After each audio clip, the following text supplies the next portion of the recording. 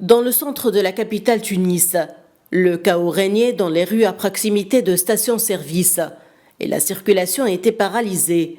Les automobilistes attendaient avec impatience leur tour pour faire le plein d'essence, comme ce fut le cas de cet homme qui nous racontait avec amertume son trajet matinal entre plus d'une dizaine de stations, mais en vain, alors que d'autres stations étaient obligées d'installer des panneaux annonçant qu'il n'y avait plus d'essence.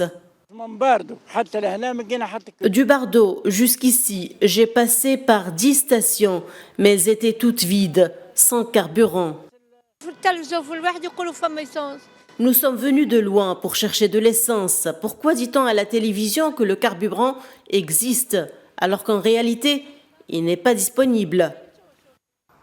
Les Tunisiens se plaignent depuis des mois d'une pénurie importante de certains produits de base importés par l'État, les obligeant à lutter quotidiennement pour trouver du pain en raison des pénuries de céréales, de café, d'huile végétale, de médicaments et enfin de l'essence.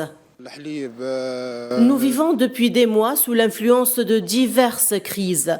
Il nous manque de nombreux produits de première nécessité comme le lait, le café, le riz et même le pain, devenus difficiles à obtenir.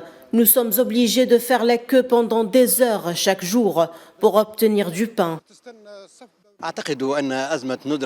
Je crois que la pénurie de produits de base n'est pas seulement une crise tunisienne, mais plutôt une crise mondiale.